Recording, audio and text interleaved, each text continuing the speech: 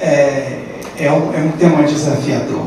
Eu mudei o título porque eu quis falar de um tipo especial de ativismo, que eu denominei, cadê o troço de passar, hein? De iluminismo do senso comum. O que ele pode fazer como direito tributário.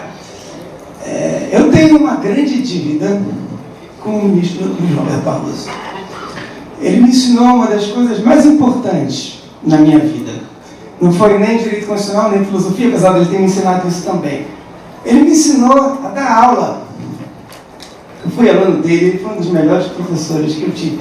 Eu sou muito grato, mas infelizmente eu vou aumentar a minha dívida com ele hoje, porque vai ser bastante crítica essa minha fala. Vai ser uma crítica ao método de decisão, a teoria do direito que ele emprega nessas decisões, que eu denominei de iluminismo do senso comum. Tem 3 questões que eu vou tratar na minha fala. Primeiro, a legitimidade da jurisdição constitucional, isso vai ser tratado bem rápido, mas como o ministro Roberto Barroso tem uma teoria sobre isso, eu vou discorrer sobre a teoria dele para dizer por que ela tem problemas. Segundo, eu vou falar como que os juízes do STF decidem para ver se as suposições empíricas da teoria dele têm base. E depois eu vou falar do direito tributário com isso, porque eu não vou dar nenhum exemplo de direito tributário, mas no final eles vão aparecer, no último terço da minha fala. Então vamos lá. Primeira questão é a seguinte: quando os filósofos políticos e os filósofos do direito, como eu, resolvem criticar a jurisdição constitucional, normalmente eles utilizam o argumento do professor Jeremy Waldron, que é professor da Universidade de Nova York. Ele vai dizer o seguinte: olha, nós vivemos num ambiente político em que todos temos uma série de direitos que são consagrados nas constituições.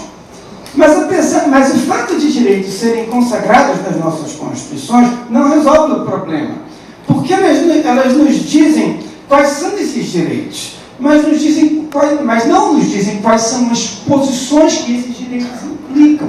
Será que o direito à autonomia implica um direito ao aborto? Será que o direito à autonomia implica o direito à eutanásia? Quer dizer, você tem uma série de questões que ficam, por ser definidas pelo próprio povo. E aí o argumento do Jeremy Waldron, basicamente, é que a jurisdição constitucional seria uma instituição extremamente suspeita, porque o controle de constitucionalidade colocaria na mão de muito poucas pessoas o direito de fazer um juízo sobre quais são os conteúdos específicos dos direitos que nós temos. Então, ele diz o seguinte: todo cidadão tem o direito a que o seu juízo sobre os direitos que eles tenham sejam respeitados, que as suas interpretações sobre os direitos que eles tenham sejam respeitados. Todos têm o direito de dizer isso. E quem tem que formular esses juízos são as pessoas eleitas para isso, por meio de um processo em que, apesar do nosso desacordo absurdo sobre esses direitos, a gente consegue chegar a uma regra comum, válida para todos. Uma regra fixada autoritativamente, fixada por uma autoridade, fixada por uma decisão que pretende se impor como válida para todos. Esse é o argumento do Waldron. E o Waldron diz o seguinte, que é um insulto acreditar que decisões por maioria tomadas no legislativo são piores do que decisões por maioria tomadas no judiciário. Porque você substitui uma maioria no colegiado de 500 por uma maioria no colegiado de 11 não eleitos. Então, esse é o argumento do Waldron. Pois bem, até aqui, tudo bem, não vou falar sobre o Waldron, eu vou falar sobre a resposta que o ministro Roberto Barroso dá. O ministro Roberto Barroso está convencido que o judiciário é, por natureza, o mais democrático dos poderes. E ele dá 3 argumentos que não são argumentos morais, como esses argumentos que o Waldron dá. São argumentos instrumentais. E ele diz o seguinte: o judiciário se legitima por funções que ele exerce. O judiciário, eu não estou falando aqui do juiz, estou falando da jurisdição constitucional, tá? Do poder de dar a última palavra sobre a Constituição. O ministro Roberto Barroso, numa palestra que teve aqui em BH em 2014, eu inclusive convidei nessa época, ele fala que a primeira função do judiciário é a função contra-majoritária. Isso é a justificação que quase todos os juristas dão para a existência das cortes constitucionais: proteger as minorias contra violações de direitos cometidas pelas maiorias. Mas ele não está satisfeito com essa justificação. ele apresenta uma outra. Ele diz que as cortes constitucionais têm um caráter representativo. Elas estão numa posição melhor do que os legisladores para entender qual é a vontade do povo. Ele diz isso, e a gente vai explicar isso no próximo slide. E ele diz que em certos casos, em casos que a história está emperrada, a corte pode atuar como vanguarda eleminista.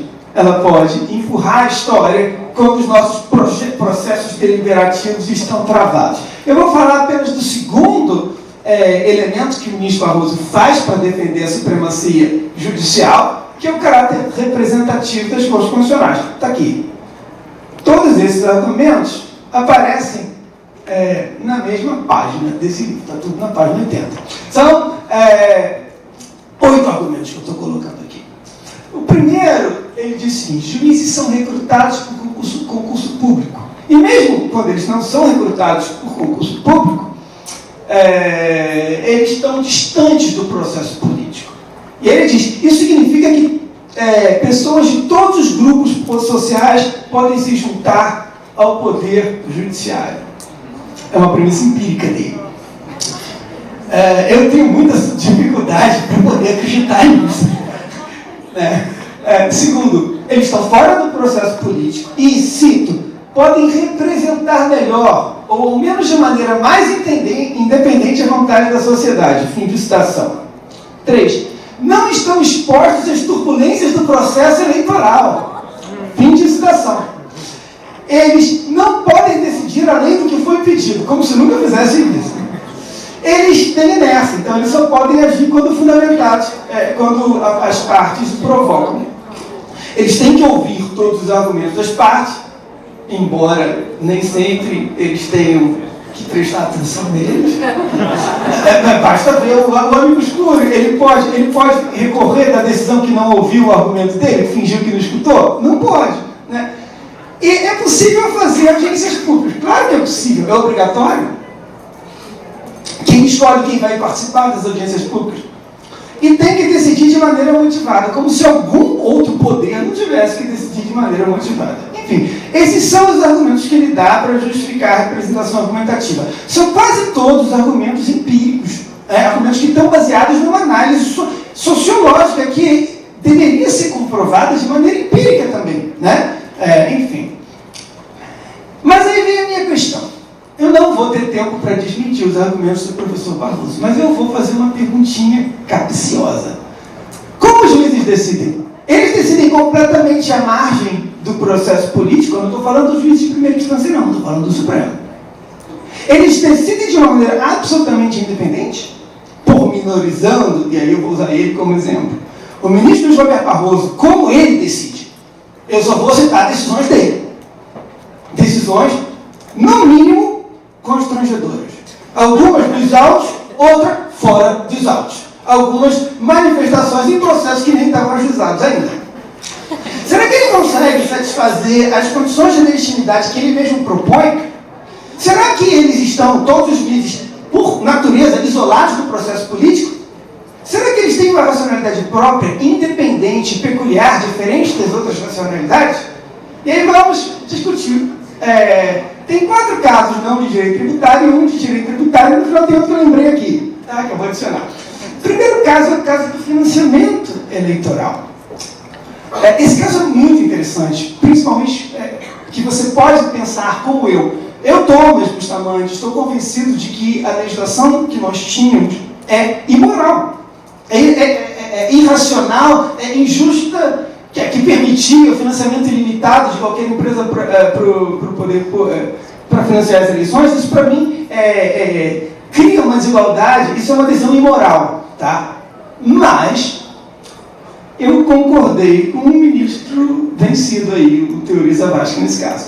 O ministro Barroso defendia a substituição do modelo privado pelo modelo exclusivamente público, que se você revogasse a lei atual, que era privado, voltava para a lei anterior, que era exclusivamente público. O ministro Zavascki defendia o minimalismo e dizia que essa questão, embora fosse urgente, não deveria ser solucionada pelo Poder Judiciário. E ele cita exemplo, ele pega toda a ciência política, assim, exemplos de mais de 100 países, assim, e estudos muito densos de filosofia política, para poder demonstrar o seguinte: essa é uma legislação em eterna mudança. Porque nunca no mundo, em nenhum lugar do mundo, se chega a um consenso sobre isso. Então, maneiras de se financiar as eleições são sempre recolocadas, porque nunca, isso é um tema que nunca conseguiu lograr um consenso em lugar nenhum. Então é para deixar esse tema ser trabalhado pela política, porque qualquer tentativa de você impor uma solução final pelo judiciário vai criar um problema maior do que ele está pretendendo resolver. Esse é o argumento do Teori Zavascki. Mas olha o que o ministro Luiz Barroso, de maneira sorridente, disse numa entrevista logo após o julgamento. Vejam, foi uma pena, e aí ele está falando, na pergunta foi uma pena não ter sido feita a reforma política depois das manifestações de junho de 2013. Aquela energia cívica que foi o povo nas ruas foi formidável. É a energia que move a história. É assim que se propõem as grandes transformações. Mas, para fazer andar a história, não precisa estar atrás com o povo gritando. É preciso interpretar a história e fazê-la andar. Está ruim. Não está funcionando. Nós temos que empurrar a história. Está emperrado. Nós temos que empurrar. Nós, os 11 ministros do Supremo Tribunal Federal. Enfim. O outro caso foi a PEC do teto. A PEC do teto, meus queridos, é uma das coisas que mais causa o estado de quase guerra civil que nós estamos vivendo no nosso país. Existe um profundo, visceral desacordo sobre ela. Mas existe um consenso. Um consenso que se firmou em 80 anos de jurisprudência do Supremo Tribunal Federal. O consenso não existe controle de constitucionalidade de mérito antes da promulgação da lei ou da emenda. Não é isso? Todos vocês não conhecem isso? Esse consenso não existe. A não ser que seja um próprio parlamentar questionando uma violação ao processo legislativo e não àquilo que se discute lá, não ao mérito do que está sendo discutido. Então, no correr do processo legislativo, antes da PEC ser aprovada, entraram com um mandado de segurança. O deputado entrou pedindo para parar de discutir. E o que o Barroso fez? O que ele deveria ter feito? Extingue o processo sem julgamento. Não conheço do mandado de segurança, porque não existe controle de constitucionalidade anterior à promulgação da lei. Uma decisão de 3 linhas. Aí podia citar um outro precedente para poder mostrar que ele conhece a jurisprudência. Mas o que ele fez? Não. Uma decisão de 25 páginas, dizendo como que a PEC era maravilhosa, como que ele não violava nenhum princípio constitucional. E o que ele começou a fazer? Ele começou a antecipar a discussão que estava acontecendo no Supremo, no Congresso Nacional. Ele começou a municiar um dos lados, parecia um torcedor, ou um parecerista, dando um parecer para os deputados que queriam aprovar a PEC, passarem a PEC. Ele perdeu a capacidade dele ser imparcial diante dos argumentos da PEC. Porque a ordem jurídica proibia ele de dizer qualquer coisa sobre essa PEC.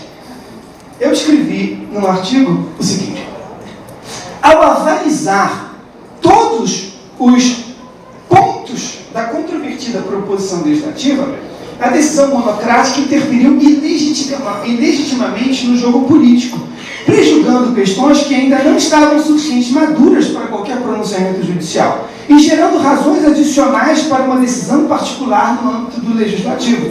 Quando o juiz da Suprema Corte entra no mérito para oferecer um tipo de conforto para os defensores do projeto de emenda, ele ilegitimamente interfere na integridade dos procedimentos parlamentares, prejudicando questões que não estão abertas para qualquer tipo de pronunciamento judicial. O judiciário acaba se comportando, portanto, como uma espécie de garantidor da plausibilidade de teses jurídicas controvertidas que têm que ser discutidas no interior do parlamento, com toda a complexidade de argumentos e forças que existem no interior das casas legislativas, induz dessa maneira comportamentos políticos em relação aos quais a magistratura deveria parecer imparcial. Esse é o caso 2. Vamos para o caso 3. O foro privilegiado. Isso é só uma citação numa entrevista, tá? Numa entrevista antes do caso. Que depois de umas 2 semanas ele foi lá e fez o que ele tinha prometido. Mas vamos ver o que ele tinha prometido. O que diz a Constituição, gente? Compete ao Supremo Tribunal Federal julgar. Pá! Os crimes cometidos por ministro de Estado, presidente da República, senador, blá blá blá. Né? Julgar os crimes cometidos. Está escrito lá. O que diz o nosso ministro? Numa entrevista, sou defensor do fim do foro privilegiado. Ótimo, né? Candidato-se. Na verdade, na restrição drástica do foro, idealmente, deveria ser feito por emenda à Constituição. Mas se não for possível, acho que você pode fazer por interpretação. O Supremo tem que tirar isso do seu colo. Fim de citação. Vamos para o exemplo 4, que eu prefiro não comentar isso aqui. O exemplo 4 é sobre a reforma trabalhista. Mas ele não é... Tipo assim, deixa eu ver isso aqui, cara. Obrigado, Thiago. Obrigado. Isso aqui foi antes, tá, da reforma trabalhista ser aprovada. Todo mundo viu aquele voto problemático ao extremo, acho que eu não vou comentar aqui, dele julgando a reforma trabalhista depois. Mas isso foi antes. O ministro Roberto Barroso deu uma palestra, e aí, para ganhar um pouco de pompa, ele deu uma palestra na Universidade de Oxford, na Inglaterra, onde ele afirmou que o Brasil tinha 98% de todas as ações trabalhistas do mundo. E aí eu vou ler. Que vai ser mais rápido que eu explicar. Qual é o meu ponto? O meu ponto é, quando que você, exercendo uma autoridade, faz uma afirmação supostamente científica, mas por causa da sua autoridade, essa afirmação não vai ser julgada com base em critérios científicos. Ela vai ser julgada com base em critérios de autoridade. Então você desvirtua a ciência. E você age como autoridade no campo em que você tem uma afirmação que vai ser julgada como verdadeiro ou falso com base em critérios que nada tem a ver com a autoridade. Então vamos lá.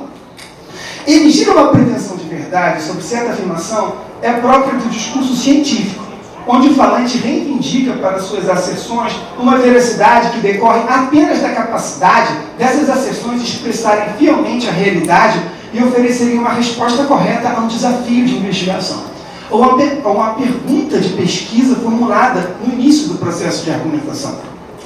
É comum, no entanto, que circunstâncias pessoais do autor de uma afirmação modifiquem, às vezes de maneira radical, o impacto de determinada afirmação que, à primeira vista, é caracterizada como uma pretensão de verdade. Uma tese científica sobre uma lei da natureza ou uma tese jurídica sobre a melhor interpretação de dada proposição legislativa tem em comum o fato de que sua resgatabilidade discursiva é completamente independente da autoridade do autor. Se eu aqui estou tentando interpretar, vocês vão levar a sério ou não a minha afirmação pelo que eu estou falando, não por quem eu sou. Né?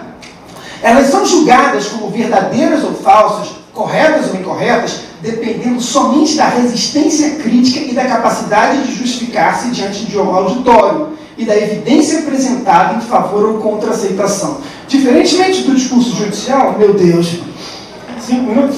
Juro? O discurso científico caracteriza-se primordialmente pela independência em relação à autoridade. Bom, qual foi a afirmação dele, né? Ele diz que o Brasil tem 98% das ações trabalhistas do mundo. E, agora cito. A gente na vida tem que trabalhar com fatos e não com escolhas ideológicas prévias. O Brasil, sozinho, tem 98% das ações trabalhistas do mundo. Fim de citação. Bom, tem 2 páginas aqui para poder contrastar essa. essa afirmação. Tem um estudo maravilhoso do jornalista Cássio Casagrande, do Jota, publicou vale a pena vocês verem ele desmontando isso. Só nos Estados Unidos provavelmente tem mais, porque nos Estados Unidos ele estimou 1 milhão de ações trabalhistas por ano, mas lá tem class actions, você pode colocar 100 caras juntos, entendeu? E aqui no Brasil nós temos 4 milhões de ações por ano. Então, se pegar, tipo assim, é uma grande bobagem. Enfim. A fonte dele.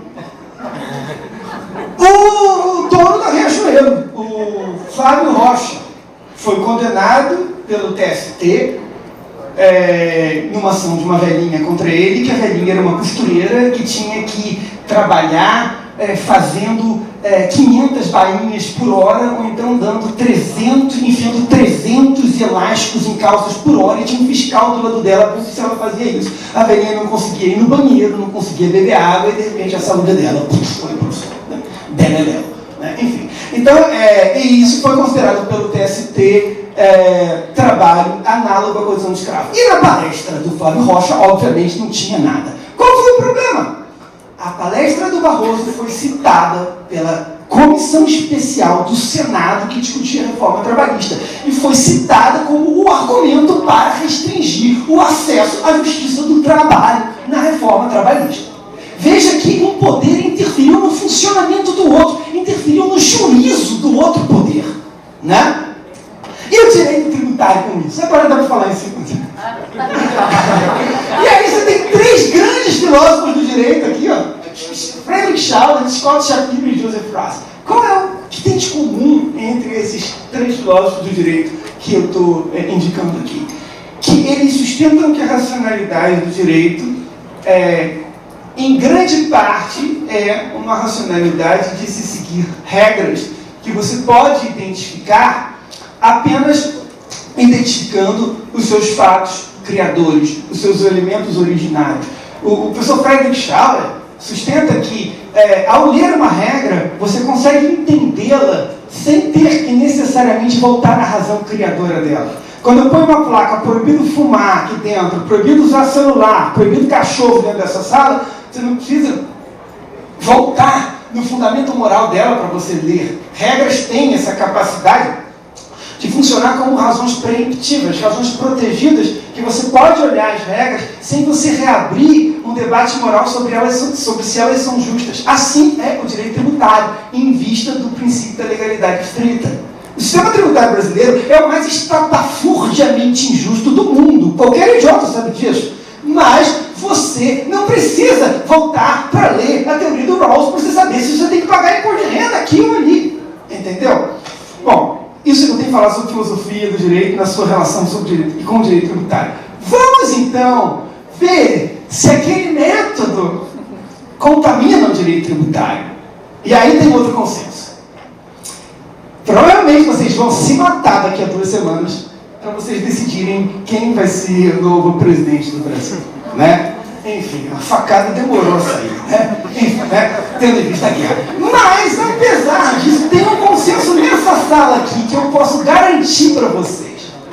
Tem um consenso de que a guerra fiscal é ilegal, é injusta e que ela não gera direitos. Que os Estados não têm direito de sair por aí dando unilateralmente benefícios fiscais para atrair empresas. Ou alguém aqui tem dúvida disso? Bom, e aí, eu coloquei isso aqui sobre consequencialismo jurídico, porque o jurista Borges diz o seguinte: nós temos que decidir sempre com base nas consequências. O direito é um meio para se atingir fins. Caramba, acabou o tempo. Mas vamos lá, vou direto à situação. Guerra fiscal. O Supremo dá um perdão para a guerra fiscal, modulando os efeitos. E olha o que o Barroso disse, só para terminar. É certo que a jurisprudência do STF sobre o procedimento a ser observado para o deferimento de benefícios em matéria de ICMS é mais do que conhecida. Todo mundo sabe disso. Não gera grande surpresa a decisão era proferida, no sentido da inconstitucionalidade da lei estadual. Por outro lado, aí você coloca um por outro lado e pode falar o que você quiser. Ele diz, a norma exame vigorante vigorou por 8 anos com presunção de constitucionalidade, de modo que a atribuição dos efeitos retroativos da declaração de constitucionalidade geraria um grande impacto, e um impacto injusto para os contribuintes. Com base nisso, ele, mesmo dizendo que não foi surpresa para ninguém, ele perdoou a guerra, todo mundo que ganhou alguma coisa na guerra fiscal. Isso é apenas uma amostra grátis do que pode ser feito pelo direito tributário se essa teoria for adotada. Tinha um caso aqui que eu ia falar, mas é que era o caso da decisão recente do STJ, que diz que se você não pagar um crédito de ICMS não contencioso, você automaticamente comete crime de apropriação indébita. Enfim, é a racionalidade instrumental, consequencialista, vigorando entre nós. Muita gente vai parar na cadeia. Não digam que eu não avisei. Muito obrigado. Um próximo.